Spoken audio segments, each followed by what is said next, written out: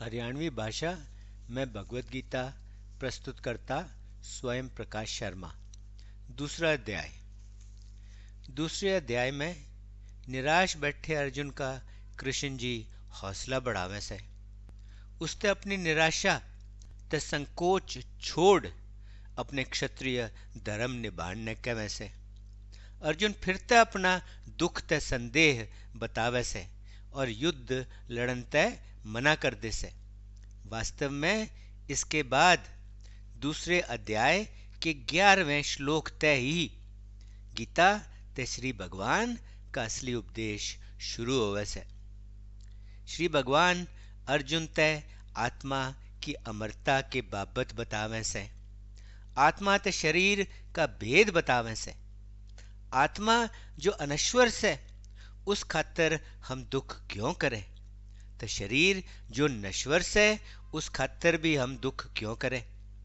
केशव अर्जुन में कर्तव्य भावना जगाण की कोशिश करे से, योग के बाबत बतावे से और यो भी समझावे से कि परिणाम की इच्छा या परिणाम की चिंता किए बगैर हमने अपने कर्म करते रहना चाहिए। कृष्ण जी ठहरी हुई बुद्धि आले श्रेष्ठ स्थित प्रज्ञ आदमी की खासियत के होवे से वो भी बतावे से। बड़ा होने के कारण दूसरे अध्याय ने 2 भागा में प्रस्तुत करा से। पहले 38 श्लोक पहले भाग में से, तब बाकी के श्लोक दूसरे भाग में से। अध्याय। अर्जुन दुखी मन तय अपने रथ में बैठा से, उसकी आंखा में आंसू से, वो करुणा ते संकोच ते भरा से। तब उसते केशव ने नू कहा, रे पार्थ, यो तेने के हो गया से? इसे गंभीर संकट ते परीक्षा वाली घड़ी में, इसे बखत में यो अज्ञान और यो संकोच क्यों? यो कितने आए से? यो अज्ञान और यो संकोच इसे नाजुक मौके पे तेरे जिसे श्रेष्ठ बढ़िया मन आले वीर क्षत्रिय खातर बिल्कुल उचित कोना, बिल्कुल ठीक कोना। ऐसा करना ना तो तेने स्वर्ग देगा और ना ही तेने धरती पर यश देगा, बल्कि यो तो तेरी जीवन पे कलंक लगा देगा और यश की जगह तेने अपयश देगा, तेने बदनामी देगा। ऐसा कमजोर, ऐसा कायर में ना बने, क्योंकि वो तो तेने शोभा को न देता। इस मन की छोटी कमजोरी ने छोड़ और उठ, युद्ध खातर खड़ा हो जा। अर्जुन की निराशा फिर भी रह से और वो केशव तक कह वैसे, रे केशव, भीष्म तय द्रोण दोनों मेरे खातर पूजनीय से। इन दोनों पर मैं क्यों कर वार कर पाऊंगा, इन दोनों पे मैं क्यों कर बाण चला पाऊंगा।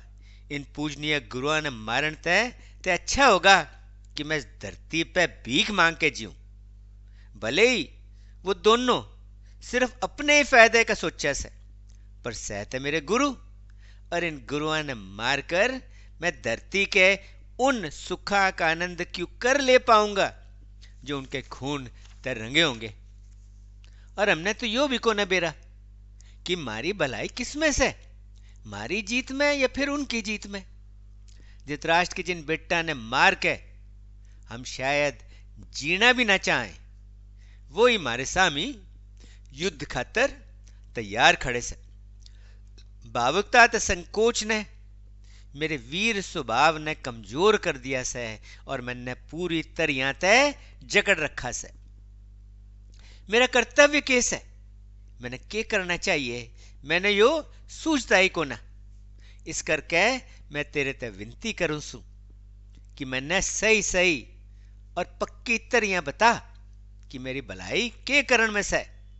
मैं तेरा शिष्य सू, मैं तेरी शरण में आया सू, मैंने अपनी शरण में ले और मैंने शिक्षा दे।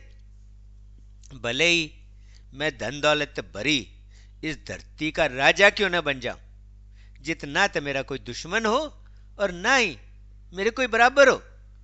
भले ही मैं स्वर्ग के देवताओं का भी राजा क्यों न बन जाऊं, तो भी मैंने ऐसा कुछ भी दिखाई को न देता जो मेरी इंद्रियां और मेरे मन ने दुख पहुंचाण आले और इन ने कमजोर करने आले इस दुख ने दूर कर सके।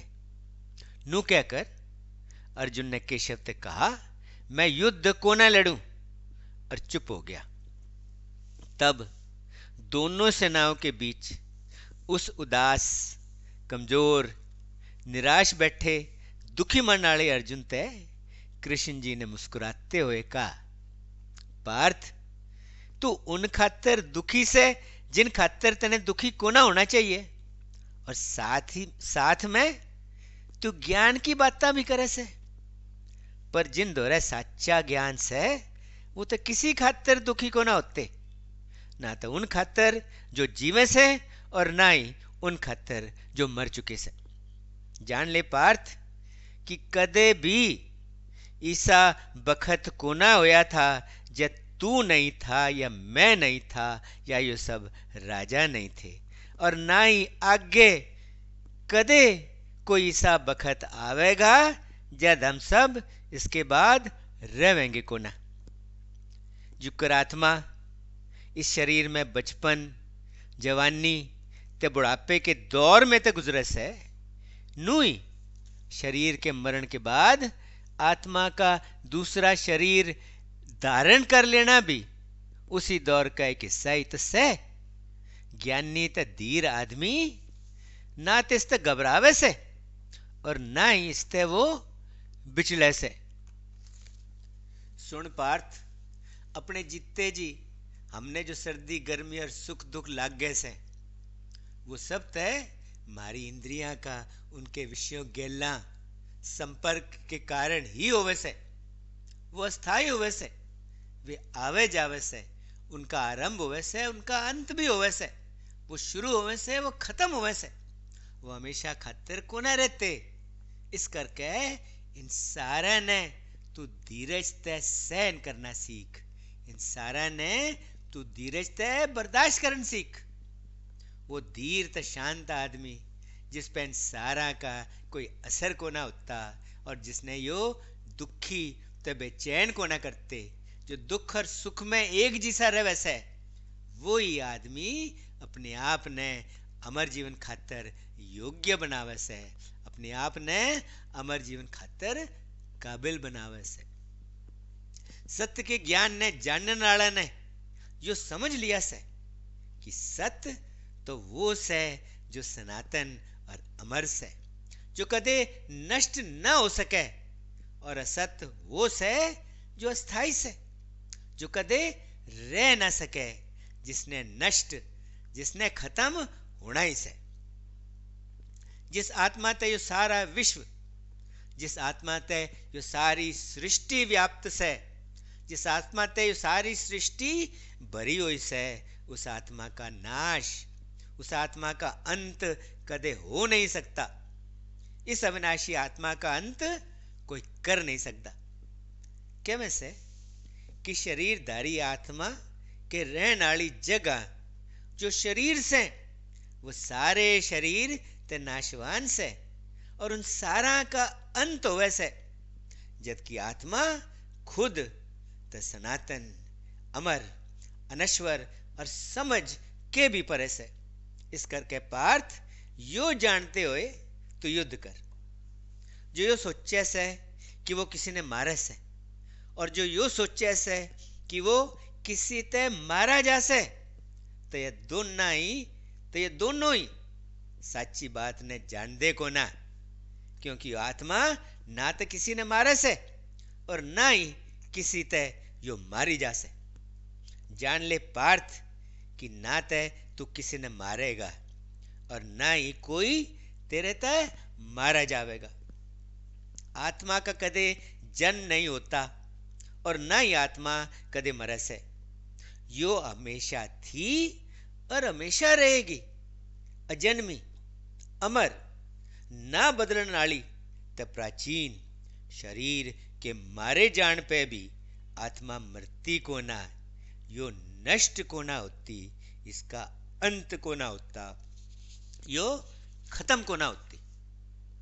जो आदमी यो जानले से कि आत्मा अनश्वर, सनातन, अमर, अजन्मी ते अपार असीम से ईसा आदमी क्योंकर किसी ने मार सके से या मरवा सके से।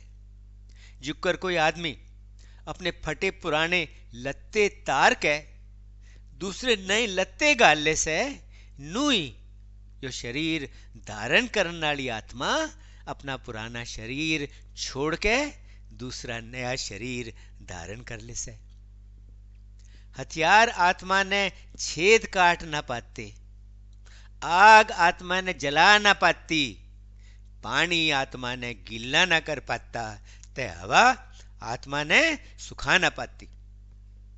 आत्मा ने छेदा काटा नहीं जा सके से, आत्मा ने जलाया नहीं जा सके से, आत्मा ने गीला नहीं करा जा सके से, और न ही आत्मा ने सुखाया जा सके से।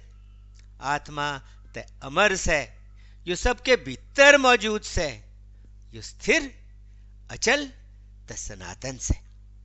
आत्मा अव्यक्त से, यो दिखाई को न देती, और न ही आत्मा का शब्दात है या अन्य साधनात है वर्णन करा जा सके। आत्मा ना बदलने वाली से, और यो इंद्रियों की शक्तियां तय और सोच और कल्पना तय भी परे से। इस करके पार्थ आत्मा ने ईसा जानते हुए, आत्मा ने ईसा समझते हुए तने शोक, तने दुख नहीं करना चाहिए। और हां, यदि तू नू भी समझे कि आत्मा सदा जन्म लेवे से तो सदा मरे से, तो भी तने दुखी नहीं होना चाहिए, क्योंकि जिसका जन्म होवे से उसका मरना तय से, और जो मर चुका से उसका जन्म लेना भी तय से। इस करके जो होना ही से, जो अनिवार्य से, और जिससे बचा ही को ना जा सकता, उस खातर तने दुखी नहीं होना चाहिए। नू भी जान ले कि सारे प्राणी जन्म तो पहला तब मरण के बाद अप्रकट हुए से तो दिखाई को ना देते, वो तो सिर्फ बीच में ही जन्म लेने के बाद तय मरण ते पहला तक, जब तक उनके शरीर धारण किए हो से, जब तक वो शरीर में रहे से, तब तक ही वो दिखे से। ना तो वो जन्म ते पहला दिखते और ना ही वो मरण के बाद दिखे से। इसमें शोक करण की, इसमें दुखी होने की के बात से। कोई इस आत्मा ने एक अद्भुत चीज के रूप में दिखे से, कोई एक अद्भुत वस्तु के रूप में आत्मा का वर्णन करे से, तो कोई एक अद्भुत चीज के रूप में आत्मा के बारे में सुने से। पर फिर भी आत्मा ने कोई जान को ना पाता। आत्मा ने जान पाना बहुत कठिन है, बहुत मुश्किल है। सारा के शरीरा में रहने वाली आत्मा अमर से, तैसे कदे भी मारा नहीं जा सकता। इस करके पार्थ तेने किसी भी प्राणी खातर शोक नहीं करना चाहिए, तेने किसी भी प्राणी खातर दुखी नहीं होना चाहिए, और अपने कर्तव्य और अपने क्षत्रिय धर्म ने देखते हुए भी तेने ना तो घबराना चाहिए और ना ही तेने विचलना चाहिए, क्योंकि क्षत्रिय खातर धर्म युद्ध लड़न तो बड़ा और कोई कर्तव्य नहीं से। वो क्षत्रिय भाग्यवान से, वो क्षत्रिय खुशकिस्मत से जिनने संयोग तय ईसा युद्ध लड़न का मौका मिला से। तेरा सौभाग्य से कि तेने ईसा धर्म युद्ध लड़न का मौका मिल रहा से। यो युद्ध तेरे खातर स्वर्ग के द्वार खोल से। ईसा मौका तू मत खो, और यदि तू यह मौका खो देगा और यह धर्म युद्ध नहीं लड़ेगा, तो अपने यश ते गिरेगा ही। इसके गैल्या तू पाप का भागी भी बनेगा, तेरी बदनामी होगी, और लोग हमेशा हमेशा के लिए तेरी इस बदनामी बाबत बातें करा करेंगे। और तेरे जी से सदा सम्मानित रहे। स्वाभिमानी आदमी खातर ते बदनामी मौत ते भी घनी बूंदी हो से। जो सामी खड़े बड़े बड़े योद्धा नू समझेंगे कि ऐन मौके पे तू डर के कारण युद्ध से हट गया, और जो लोग तेरा बहुत आदर करें थे वे ही तेने बहुत छोटा समझन लगेंगे। तेरे दुश्मन तेरे बल तेरी ताकत की निंदा करते हुए बहुत सी ना कहने वाली बातें कहेंगे। इससे बढ़ के दुख की और के बात हो सके। यदि तू युद्ध में मारा गया तो तेने स्वर्ग मिलेगा, यदि तू जीत गया तो तू इस धरती का आनंद भोगेगा। इस करके पार्थ तू लड़न का फैसला कर ले और खड़ा हो जा। सुख दुख, फायदा नुकसान, जीत हार, इन सब ने बराबर समझ और युद्ध खातर तैयार हो जा। ईसा सोचण तय और ईसा करण तय तने पाप को ना लगेगा। इसके साथ ही दूसरे अध्याय का पहला भाग संपन्न होया। ओम शांति शांति शांति। ओम।